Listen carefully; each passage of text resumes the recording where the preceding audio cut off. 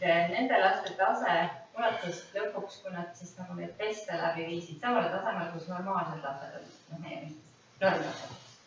Ja mis nagu mõtlen, kuidas võimalik on, et normlapsed nii väheks nagu sellised tekkis selline kontrast, mis me siis valesti teeme.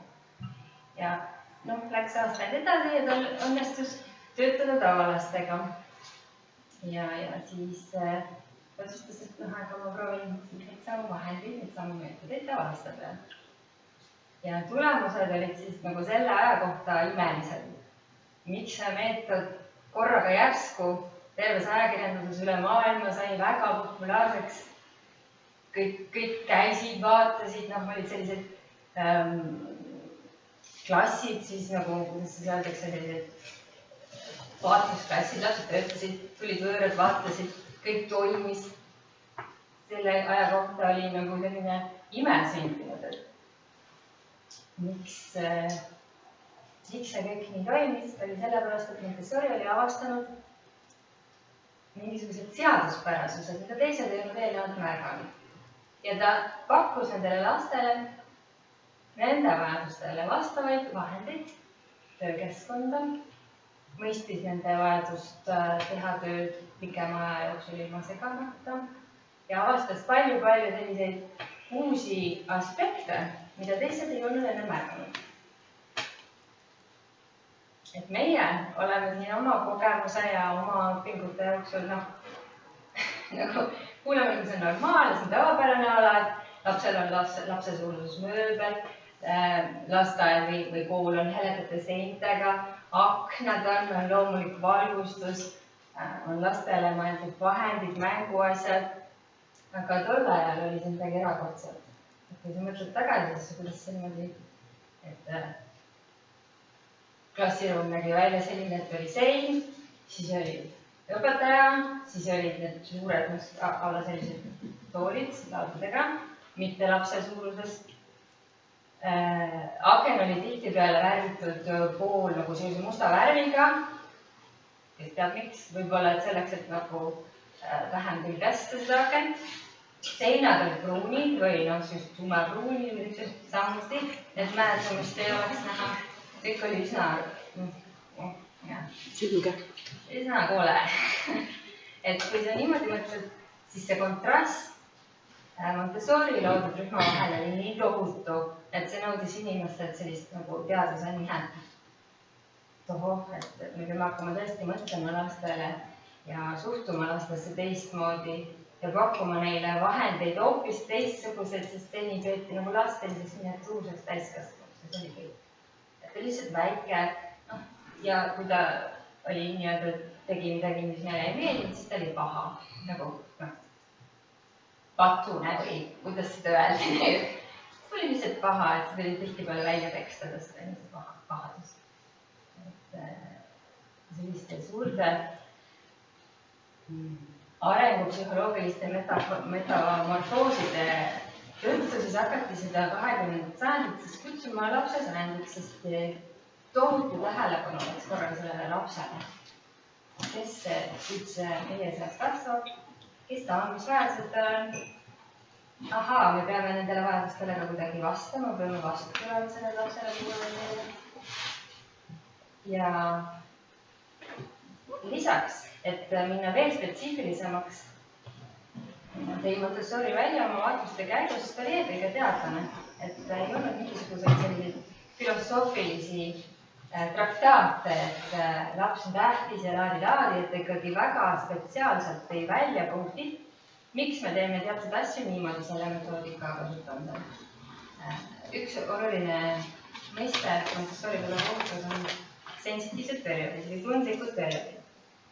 Ja need on siis sellised hetked lapse arengus, nagu hetk, vaid see on ikkagi nagu aastate lõikes, mil mingisugused spetsiaalsed aspektid keskkonnas on lapse jaoks jube huvitavad või isegi mitte nagu teadlikult huvitavad, vaid tema loomus või tema olemus just nagu tõmbub nende aspektide poole. Näiteks, kõige lihtsam on keel. Tundlik periood keele suhtes on alates sünnist kuni 6. aastani näiteks. Ja me teame seda ju selle Averioni metsiku poisi näitel, et kui sa, kes leiti sealt kuskilt Prantsuse metsadest ja tal ei olnud inimestega mingit kontakti ja pärast seda, kui ta oli kuuene, ta ei suutnud enam inimkätt omandada. Ehk siis, kui see periood lõpeb, mingi periood lõpeb, siis me enam ei saa seda külge lapses arendada. Ja vist te olete sellega kursis, on ju? Et sellised etapid lapse arengus on tundlik periood keele suhtes, siis on selline nähtus nagu kord ja järjepidevus. Rõhk on siin sõnal järjepidevus, sest kord meie mõistes tähendab sellist puhast korrast tuba, kus kõik on omal kohal, aga järjepidevus lapse mõttes on oluline seetõttu, et tema teadvuses on ju kõik asjad just nagu niisugune suur segadus, eks ju. Ja kui ta on mingis asjas loonud enda jaoks korra järjepidevuse, et see asi käib alati nii, siis tema jaoks on tehtud mentaalselt hästi suur töö ära. Ja kui sa selle järjepidevuse näiteks täieli lööd, siis kaheste puhul on seda hea näha, miks need tohutud jonnihood tekivad. Et tema jaoks on mingisugune järjepidevus sassi löödud. Ja siis ta protesteerib selle vastu. Kuigi kuni 6. eluaastani on jube raske tegelikult aru saada, mida see laps, ta ei saa ju isegi aru, mille vastu ta protesteerib. Aga on ta tõi välja päris mitu sellist juhtumit, kus ta nagu nägi, et selle lapse mingis situatsioonis oli midagi valesti, kas tõstetud või ema võttis mingi riideestamine, võttis mantli võttis ära. Sellised meie mõistes täiesti üllatuslikud aspektid lõid lapserühmast välja. Ja kui ema selle mantli tagasi selga pani, siis see metsik jonnihoog lõppes ära. Et meil on raske mõista neid asju, aga niisugused asjad tõesti juhtuvad. Et miks ta jaoks on nii tähtis? Me ei saa talt käest küsida, ta ei oska meile seda selgitada, me võime arvata. Et jah, et selline 0 kuni 3 on ju täielik müsteerium, kuidas see laps areneb, mis temast toimub. Otseselt teda õpetada ei saa. Otseselt aidata ei saa. Me võime ainult, kui me oleme väga geniaalsed teadlased, siis me võime katsetada ja proovida mõista.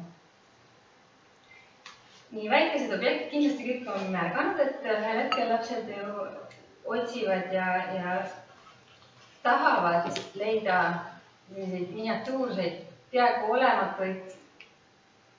Ma ei tea, olete väga näiteks last, kes vaatab väikest putukat või otsib mingisuguseid kribalaid või tahab neid katsuda või koguda või kivikesi või selliseid asju.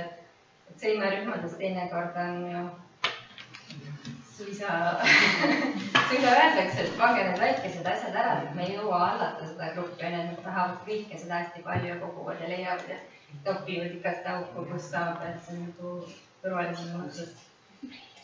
Jah.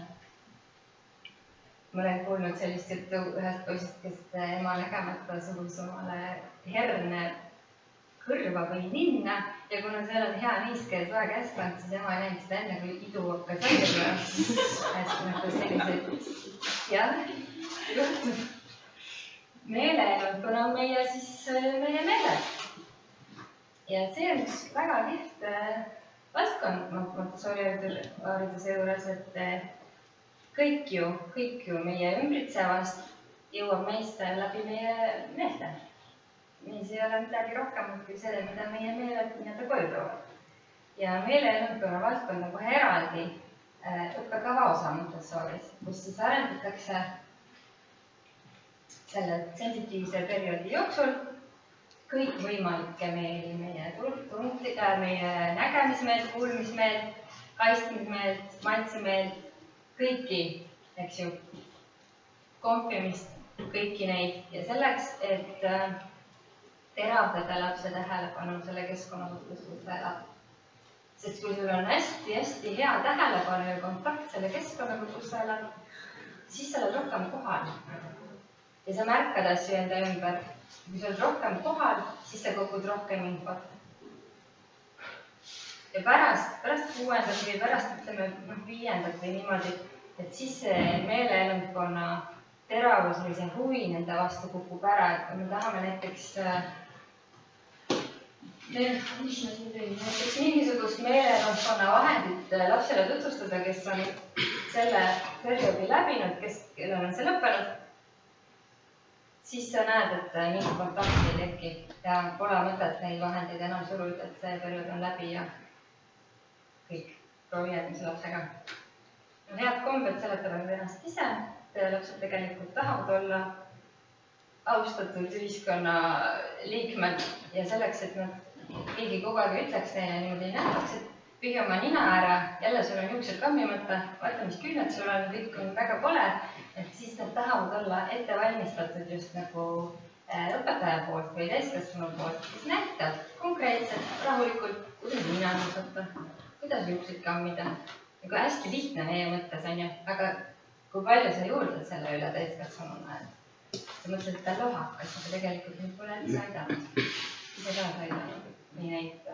Ma ei tea, võib-olla te näitate, see on nagu oleks väga tore, aga võib-olla 24-ga võib-olla ei jõua nähagi, kellel see nina pidevalt võttis. Kuidas te teete seda tööd? Ise teed ära, jah? Ei, no oleme lapsest ikkagi. Ja nad on ju tänulikud selle eest, eks ju, et kui ta saab iseseisvalt ennast eest hoolitseda. Mis ei tähenda seda, et me ei pea meelde tuletama, aga need teised asjad seletavad ennast ilmselt ise, eks ju, et meil ei ole väga palju aega, aga see hulk, mida rääkida, on nii kohutavalt suur, me ei jõua mitte kunagi selleks õigeks ajaks. Ma ei tea isegi, mis kell me võime lõpetama. Noh, me alustasime hiljem jah, et kuskil 8:30 võiks ikka lõpetada. Okei, me proovime. Kas toad on teil muidu puhtalt tehtud, tühjatatud? Ei ole, jah? 8:30 peaks me võtmed ära olnud. Meil öeldi 12-ks. No öeldi juba. Kohvased lihtsalt kohvi teha. Sellest lihtsalt ära. Siis kui 8:30 siis on. Ja, okei, me tulistame siis. Asi on selles, et loodus just nagu suunab last kasvama ja siis me arvame, et me teeme midagi paremini tavaliselt, on ju. Me teeme paremini, kuidas see loodus võiks toimetada lapses. Ja siis, kui me oleme väga jõulised ja teinekord agressiivsed selle lapse suhtes, siis me võime väga lihtne on seda nagu tavaarengut või loomulikku arengut siis kõrvale juhtida oma teel. Me ei saa otseselt last õpetada, enne 6. eluaastat ma räägin, aga kõrvale juhtida on väga lihtne. Et kõrvale kalded siis lapse arengus Montessori metoodika põhjal jagunenud laias laastus 8. Üks on selline, kus laps pidevalt põhjustab probleeme teistele. Meile ka. Ja teine variant on, et ta põhjustab probleemi iseendale.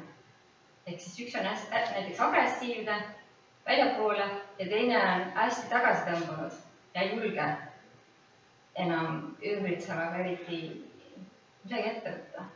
Ja see on probleem lapse arengus.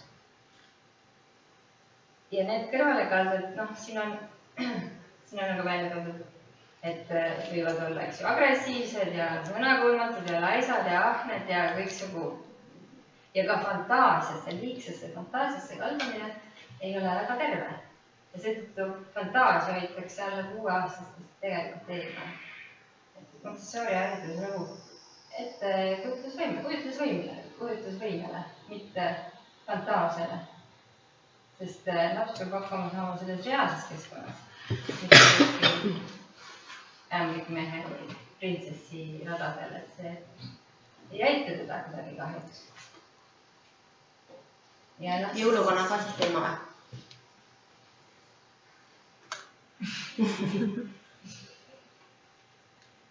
Üldiselt küll. Aga kui see laps on lasteaeda või kooli teistega käib koos, et sa võid ju arutleda nendel teemadel. See ei pea üldse puudutama seda teemat. Osad asjad on nii, nagu nad on. Aga forsseerida seda, et ekstra lugeda muinasjutte iga päev, et siis rääkida. Ma olen näinud neid puhkesid printsessi raamatuid, eks ju, et mõtlen, mida me tegelikult, kuidas me seda last üldse aitame nagu seal kuidas see vanem aitab oma last reaalsuses hakkama saama nende printsessi raamatute põhjal, et mida ta teeb seal. Miks me võiks näiteks rääkida päris printsessidest, need on ju olemas, on ju. Lihtne. Et pealegi päris reaalsus on ju fantastiline, et kui me üritame saada last kontakti selle päris reaalsusega, me teeme ju kogu selle töö meelevaldkonnas selleks, et tekiks parem sensoorne tunnetus, tekiks parem kontakt päris maailmaga ja siis ei ole ju loogiline, et me siis selle päris maailma kontakti katkestame, hakkame pakkuma hoopis väljumõeldis.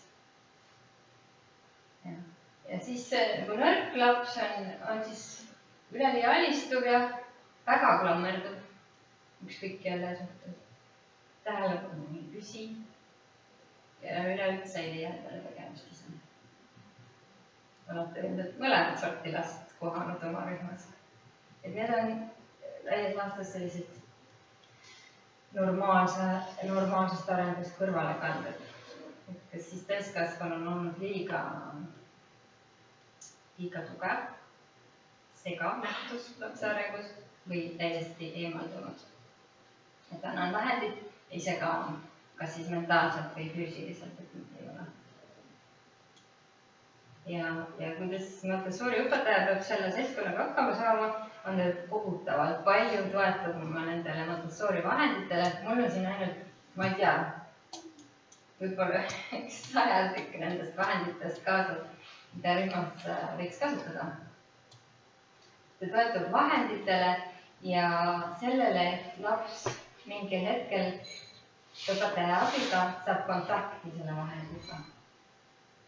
Ja mis ta tagasi siis normaalsusesse toob, mida Montessori hariduses öeldakse normaliseerunud lapseks, on kontakt, sügav keskendumine sellele tegevusele, mida ta selle vahendiga teeb. Sisuliselt võiks see vahend olla ükskõik mis, vahet pole. Selles, et see laps ei tekita kahju, eks ju, vahendile, keskkonnale, iseendale.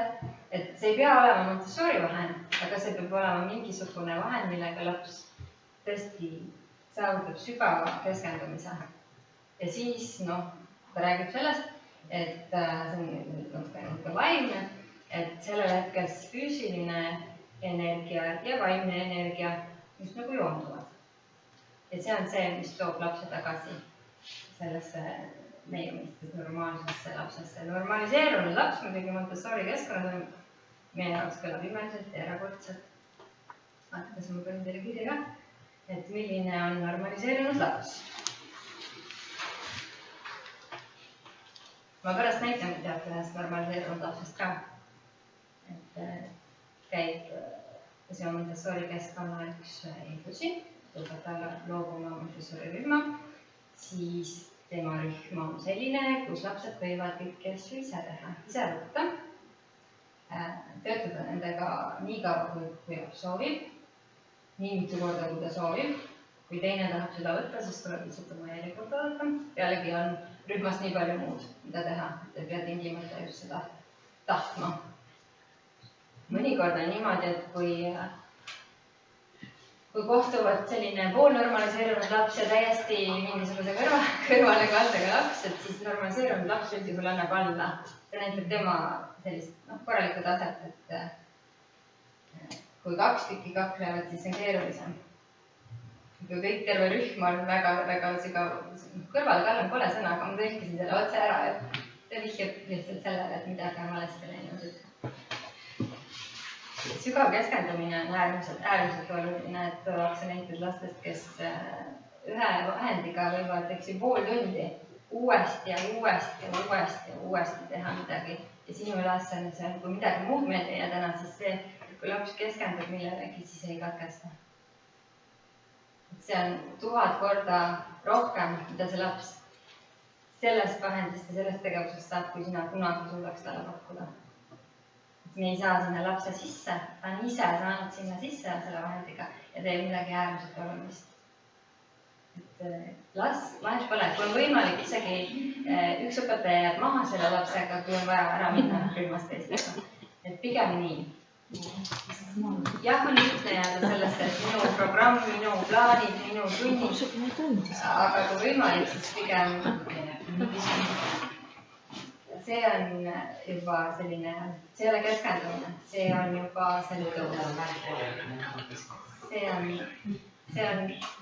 ma ütleks, et see on meil kõigil sõltuvus, et tehnoloogia on äge, tehnoloogia on väga äge, aga inimestel on omadus jääda sõltuvusse ükskõik millest, mis keskkonna tekib, et kui tekib nihe selles suunas, et on liig, siis tuleb hakata siis on õigus katsestada, siis ei ole see nagu see. Jah, pealegi on väga mõnusaid programme, mis selle töö sinu eest ära teevad, paned selle ajapiirangu ja kõik. Ja siis ei sina see paha olema. Mul on liiga keeruline. Noh, see on väga raske, tegelikult on isegi, olgem ausad, sukeldud ja 3 tundi hiljem vaatad, mis kell on, et see on väga lihtne tulema olemuks, sest rääkimata siis lapsest. Liiva kelle vaatama, isegi see liiva kellide ära lõpeb, siis pead katkestama oma töö. Ja siis tal ju katkeb juba ära, siis ta vaatab juba minu liiva kella, mitte oma seda telefoni. Et ületamist paned ära. Ja see on tubli, ütleme nii, kui see laps suudab sellisel tasandil juba lõpetada ise ennast reguleerida, et mõtleks on hästi. Ma panen ka poisil panen meelde tuletuses Rit, mänguvad läbi ja paneb ära ka telefoni taast. Minu lapsel on see programm, mis ütleb, et ma ise setin mitu tundi päevas endale annan, ise valib, mis kellaaeg seda kasutab ja kui aeg on läbi, siis on arvuti kinni ja kõik. No, kui tahad see telefon pääs on ja ma ütlen, et teeme pool tundi ja siis paned ära ja kui ma talle ütlen, et nüüd on aeg täis, paned ära, siis ta ei pane seda nõllalt ära. Aga kui ma panen talle selle meelde tuletuse, ta paneb ise käest ära ja ütleb, et mul see aeg täis. Ja ongi kõik. See on hästi. Väga raske teha, et tegelikult mida rohkem sa seda kasutad, seda rohkem sa sellest sõltuvusse jääb. Sa ju kogu aeg hordad seda sünapsit oma ajus enne, eks see loomulikult see kujundusharjumuse välja. Ja siis tekib see võõrutusnäht, mis on nagu tõeline sõltuvuse näitaja, et tahaks midagi kogu aeg vaadata, et näen ilma sellest, et see ei ole normaalne tegelikult. Esimene nädal aega raske, aga järgmine nädal oli juba täitsa ei püsinudki seda telefoni, tal ei olnudki seda otseselt vaja lihtsalt. Aga siis on see, et mul on iga, ma ei leia endale tegevust. Suvel on lihtsam teda nagu, ta on enamus ajast õuest, ma saan teda sealt telefonist eemale. Talvel on muidugi raske. Meil on jah, see on täitsa meil kõigil vist on teema see, et telefonid ja muud vahendid. Nii atraktiivsed. See, et see Vivian on ka ju 2-3 aastane, see on ka selle kaitsetab tuleb. Selline laps siis tuli sellest Montessori tööst välja ja kujutage ette, neil oli seal 35 ja vahepeal isegi kombineeritud rühmadega 70 last ühes ruumis. Päris hullumeelne. Ja ta ütles seda, et kui meil on liiga vähe lapsi, siis tegelikult ei kujunegi sellist nagu kogukonda.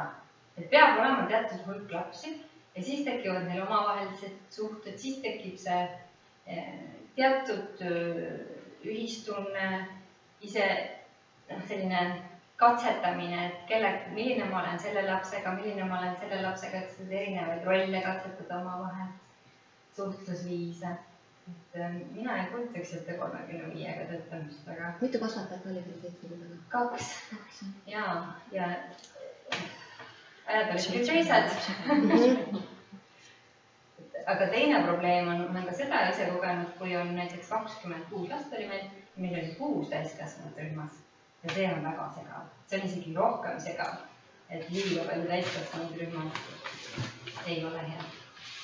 Siis tekivad juba nagu õpetajate selline kogukonna teema, et kes teeb mida ja kelle millised võimesuhted ja kõik mul see läbimängimine liig seal laste seas on. Ja siis kõiki selliseid omadusi väljendavad lapsed seal koos olid ja see oli midagi sellist tohutult fantastilist, et inimesed üle maailma tulid ja muidu vaatasid ja imestasid, et kuidas see võimalik on. Siin peab olema mingisugune karistus või mingi autasu mängus on ja karistus ja autasu oli midagi sellist, mida Montessori küll katsetas ja seal premeeris neid lapsi mingisugune hea töö eest, aga normaliseerunud laps tundus just nagu solvatama. Ta tegi midagi olulist ja siis talle pakuti mingi küpsis, et nad ei söönud neid küpsisid ära, nad viisid koju. See kõlab nagu mingi ulme, isegi meie ajastel kõlab see natukene niimoodi kummaliselt. Aga need asjad on dokumenteeritud, üleski filmitud, üles kirjutatud ja need asjad ei toimunud ainult selles esimeses lastemajas. Igal pool, kus need majad siis avati. Mina ei tea, kas keegi on näinud sellist last, kellel kõik need omadused esinevad ühtegi? Ei ole, on ju? Aga me ise ka ei ole. Jah, et Montessori oli selline suur idee lõpuks, et kui me kujutage ette, et need lapsed kasvavad suuremaks ja ükskord on nad täiskasvanud ja kui meie keskkonnad ja meie kogukonnad koosnevad sellistest inimestest, siis põhimõtteliselt on võimalik maailma muuta, eks ju. Väga äge, kui meil oleks mõni selline juhtki. Mõnigi, eks?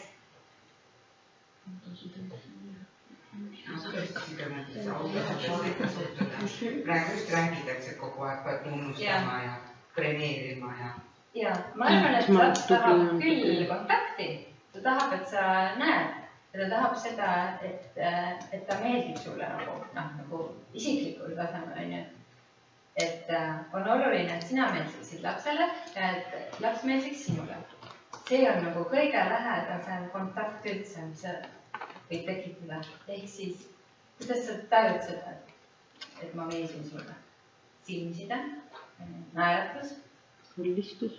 Ja ma tunnen ära, et sa oled praegu siin on ju minuga, mitte ei mõtle millelegi muuga. See ongi see preemia. Sest kõik muu on nagu asendus. Kõik muu on selline, võtta see komm, jätta mind rahule või kuidagi. Ma tegelikult... Nüüd on, kui nad midagi teevad või esinevad või siis jälle tunnustage, premeerige. Ja, aga see tunnustus võib olla selline, et ma vaatan sind, ma naeratan sulle, mulle meeldis, mis sa tegid. Jah. No väliselt see minu jaoks on ta selline, et kui see ei tule lapse poolt spontaanselt, siis mina ei lähe seda pakkuma. See on hästi intiimne. Aga kui on kõikide lastel nii-öelda premeerimine, et siis ei ole nagu väljavalimine, kas siis sellisel juhul on see okei? Tegelikult selles keskkonnas mitte. Ka mitte. Miks ta tegi? See ei olnud sellepärast mingitel moraalsetel kaaslustel või mingil muul. See oli seetõttu, et lapsed ei tahtnud neid asju, mis ta pakkus. Et milleks siis teha ja pakkuda neid komme ja küpsiseid, kui nad viisid koju või panid ära või... Ja karistus kui sellist ka ei kasutata sellepärast, et kui lapsel on probleem, siis on tegelikult ju selle piitsutamisega me seda haigust ju ei ravi. Kujutage ette, et siin on 40-kraadise palavikuga inimene ja ma hakkan teda piitsutama. Tegelikult ju haige, ma ei saa selle karistamisega teda terveks. Kuidagi leiti need muud viisid ja vahendid. Loomulikult, kui tuleb uus grupp ja sa pead reguleerima, see ei ole mingi haldutamaa seal, et see on ikkagi selline, kui sul on vaja, siis esialgu, ütleme niimoodi, et kui septembris tuleb uus grupp, siis detsembrini võiks olla rahulikult tavaõpetaja, ta peab ikka päris politsei olema. Aga nii peaaegu võimalik hakkad kogu aeg seda vastutust üle andma. Kui sa näed, et on võimeline, siis sa kogu aeg laiendad seda piiri, kui kaugele ta võib minna. Kui laps on väga füüsiliselt lõhuvastu või sega või niimoodi, siis sa piirad ta vabadust, et sa võtad ta enda juurde. Ta käib ainult minu korras. Nii kaua, kui ma näen, et ma proovin nüüd. Nüüd on see hetk, proovin selle vahendiga ta kontakti saada. Ilmselt te teete seda kõike, on ju? Ükskõik, mis vahendid teil seal rühmas ei ole, ma proovin nüüd seda. Proovime seda, teeme kahekesi. Eks nii pea, kui ta hakkab ise tegema, ma võin ära minna. Aga ma olen silma peal, ma ei näe, miks oma gruppi, mis ta toimub. Aga te ei ole üksinda, ma teised ka. Montessori keskkonnas üldiselt sellist tundi või ühistundi, kus kõik on igal hommikul istunud koos ei ole. Lapsed tulevad, valivad oma vahendi juba ära, eks ju. Ma olen kõik need vahendid enne tal ette näidanud. Kui on uus grupp, siis vahendid, mis on siis kandikutel oma riiulitel, valdkondade kaupa, need riiulid on esialgu tühjad. Sellepärast, et ma ei pane sinna mitte midagi, millega laps ei oska midagi teha. ja ma pean kõik need vahendid ette näitama. Kas ma valin siis väikse grupitunni või näitan näiteks kõik koos mingi asja ja alles siis, kui ma olen näidanud, kuidas seda kasutada, läheb see kandikuga ringina. Siis. Ja ikkagi hoia silma peal, sest ta võib näidata mulle, et ei ole täpselt aru saanud, aga ma ei lähe siis sekkuma, vahet ei ole, las ta teeb, mis ta teeb, kui ta just ei lõhu. Ja annan uuesti selle tunni, kas natuke hiljem või teisel päeval. Sel hetkel, kui ta midagi teeb, las ta teeb. Ja tegelikult on niimoodi, et kui sa tutvustad mingi vahendi ja laps teeb palju vigu, siis see on päris hea õige hetk olnud selle vahendi tutvustamiseks. Et kui ta teeb kõik õigesti, siis nad ei jääks jäänud. Ja me teame seda Vygotsky lähima arengutsooni mõistet, eks ju, et me proovime aidata last sellel hetkel mingi asja õppimiseks, kui ta veel päriselt ei oska, aga natuke oska. Ja siis on nagu see kõige suurem vahe näha, et kui ta harjutab ja harjutab ja harjutab ja ükskord oskab, siis on olnud tema töö. Ja. Et kui me pärast natuke vaatame need videosid, et mis vahendeid tutvustatakse, siis need sensoorsed vahendid on kõik 2,5 alates. Ja üks huvitav asi, mis ta avastas oma töös oli see, et kui mingi vahend oli lapse jaoks liiga igav või ei tekkinud nagu kontakti vahendi lapse vahel, siis tavaliselt oli vaja seda tutvustada nooremale lapsele.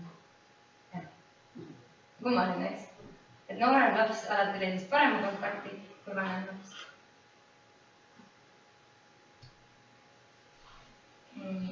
Vaikuse armastus ja spontaanne enesedistsipliin. See on nüüd siis täiesti sõltuv ja sõltuv enesejuhtimisega, enesejuhtimisoskusega. Et me ei saa oodata tohutut oskust lapselt, kes tegelikult ei suuda oma tahet veel juhtida. Tahe pole veel 100% väljagi arenenud, eks ju, et mul ei ole veel tahet, millega iseennast suunata, siis me ei saa sinu tahtele absoluutselt alla. Me ei saa seda oma 3-aastastelt, 2-aastastelt oodata. 4-aastane veel alles harjutab. Eneseväärikus seletab ennast ise ja rõõm seletab ennast ka ise. Nii. Ja kui ma ütlesin, et need vahendid siis seal rühmas, kui me ütleme ette, et me viinime Montessori rühma, siis ma võiks näidata.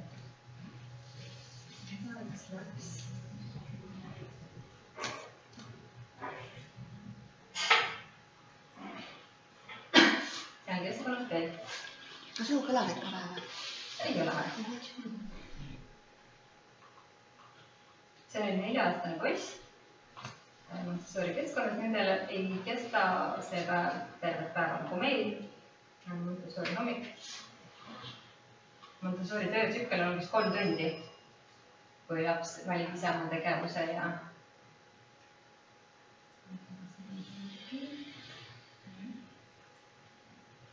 see laps on käinud seal keskkonnas siis 2 aastat. Ja see kiirendab väga tema 4 tundi Montessori lasteaias. Kas ma olen ees?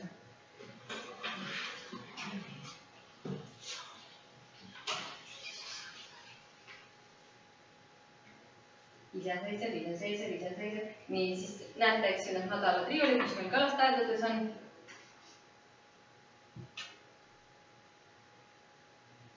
Torgib kujundid välja. Teine laps kõrval teeb mingid numbritööd seal paratatud. Kõik on ise oma tegevuse hommikul valinud.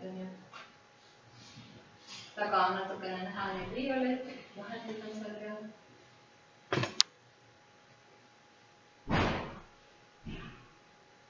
Tahaks siis, kui seda tahab kirjutada.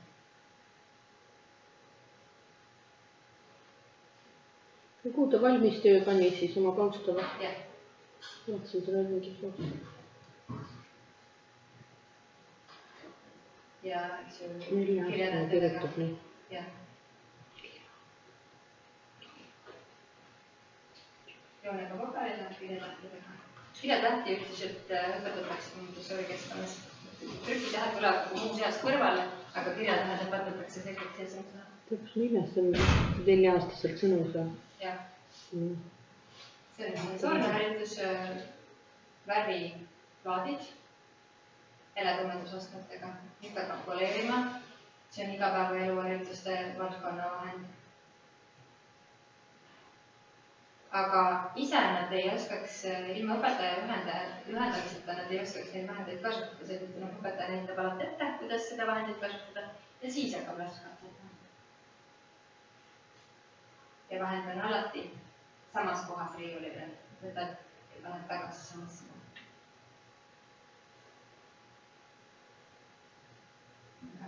Vahepeal me püüdime võtada. Selle kohta öeldakse, et see on selline võltsväsimus vahepeal tekib.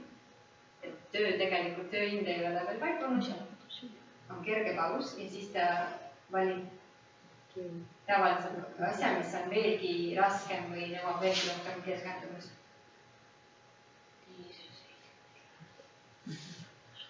On kaheosaline, see on kolmeosaline kukk, mul on kaheosaline kukk kaasas. Seda kasutab 4-aastane nagu pusle, aga vanem laps kui algebra vahend. Värvilised pärlid, õppivad vahendamist ja kuidas kirjana suuse, kui loetakse 2, 4, 6, 8, 10. Ei, edasi näiteks 5, 10, 15, kui me loendame arve. Noh. Need on. Või 10, 20, 30 niimoodi hüpates üle.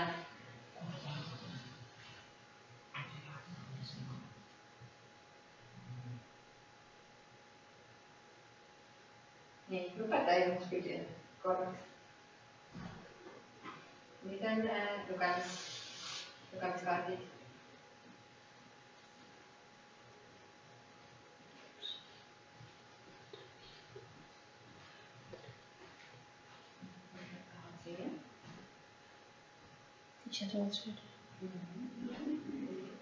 Iseseisvad. Võtavad laua.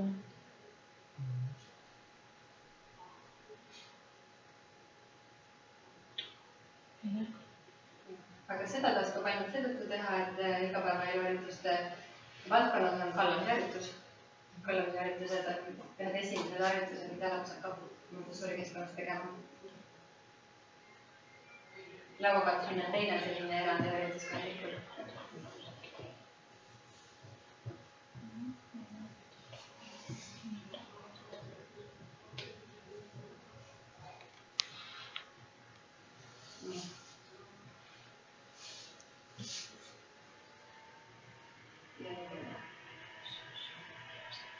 Tihe päev, eks ju. Ei ole nagu hetkekski paigal, kogu aeg on mingi tegevus. Ja mingit igavlemist. Aga võib-olla me lähemegi nende valdkondade juurde, et nagu ma ütlesin, on siis igapäevaeluharjutuste valdkond, on veeelundkonna harjutused, on keele- ja kõneharjutused, matemaatika ja kultuur. Kultuuri võiks meil nimetada mina ja keskkonnateema. Et suurelt natuke teistsugune teine. Nii. Listi. Igapäevaeluharjutused. Niiviisi. Neid asju siis. Näete küll, eks ju. Kui laps tuleb, siis me ei eelda tegelikult mitte midagi, et me hakkame kõike ette näitama. Kuidas rühmas kõndida? Nii, et kuskile mitte otsa põrutada, eks ju, et see peab olema teatud oskus. Ja selleks, et sul oleks see oskus, sa pead märkama, kus asjad on. Ja siis õpetaja näitab lihtsalt ette. Ja ta peab ise kogu aeg tegelikult selliselt ka käituma. Ma võin rääkida, kui kaua ma tahan, et kui ma ise kogu aeg väga räpakalt käitun, väga kiiresti põrkan asjadele otsa, komistan, kolistan, siis lapsed ei tee seda, et nad tegelikult kopeerivad täiskasvanud ja pidevalt. Põrandamatid selleks, laua ja põrandamatid selleks, et Montessori-harjutuses peetakse seda töötsooniks, mis asub põranda või lauamati. Ma võtsin ainult lauamati kaasa, et sellised, neid on osta võimalik või ise mõelda ennast lihtne. Et kõigepealt siis näidatakse, kus need on, kuidas lahti rullida ja kuidas kokku rullida. See pole üldse lihtne. et need ääred oleksid ühekaugusel ja tähelepanu peab sellele pöörama. Mu käed peavad töötama üheaegselt, silm peab nägema ka, mis ma teen, silm ja käsi üheaegselt ja laua ja põrandamaid samuti. Väikesed kaltsuvaibad näiteks on väga sobivad. Ja siis reegel on selline, et kus on see piiratud tööpind, sinna keegi peale ei astu, küsimata asju ei võta. Kui mul ei ole luba antud, siis teine laps ei tohi sinna nagu segama minna. Lapsed aktsepteerivad seda tegelikult hästi lihtsalt. Ja pealegi on juba mõnus põranda töötada, et kõik töö ei pea olema tingimata laua peal. Ja kõik see oskus siin, eks ju, valmistab last ette väga erinevateks situatsioonideks elus, et kas või vahendi kandmine käib kandikul, mul on eraldi kandikud, iga ese on erineval kandikul, see isoleerib selle tüki nagu tööd ära, et see on see. Ja kui ma seda kandikut kannan riiulis lauale, siis minu käed on, näiteks meie koolis esimeses klassis need peavad olema võimalik minema ise kuidagi sööklasse ja panema asjad kandikutele ja kandma ja keegi ei tohiks tegelikult niimoodi enam minna. Minu lapsed on näiteks suhteliselt hästi ettevalmistatud, sest nad on kogu aeg kandikuga liikunud riiulist lauale ja laualt riiulile. Et see on nagu selline pikaajaline ettevalmistamine. Kuidas ust sulgeda? Kas me oleme kunagi andnud lapsele sellise tunni, et kuidas ust kinni panna? Aga see ei tule taevast, eks ju, kui see hakkab mõtlema, siis mitte miski, ükski teadmine või ükski oskus, mis meil on, ei tule taevast. Ja kui paljud inimesed ju prõmmivad, eks ju, elu lõpuni prõmmivad. Ja pane tähelegi seda, et ma prõmmin. Aga kui sa mõtled, seda Montessori julgustas ka, et mõelge kõik oma liigutused läbi.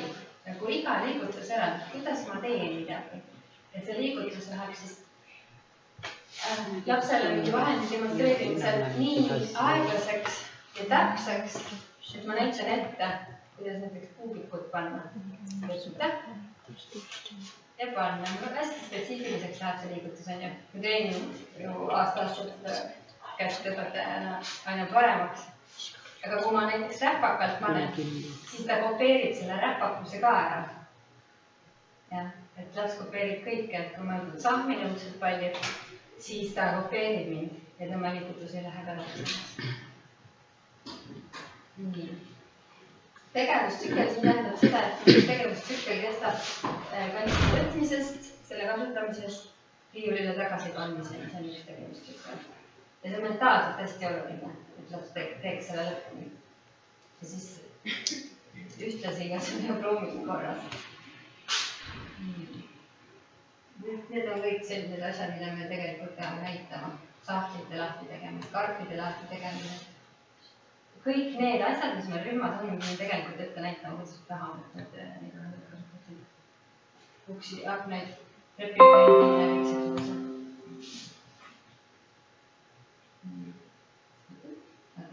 Ja nüüd on siis sellised harjutused, mis ühtlasi valmistavad mingisuguse oskuse kasutamiseks meid ette, näiteks pannust valamist. Ja teisest küljest nad on väga head koordinatsiooni harjutused. Näiteks ühest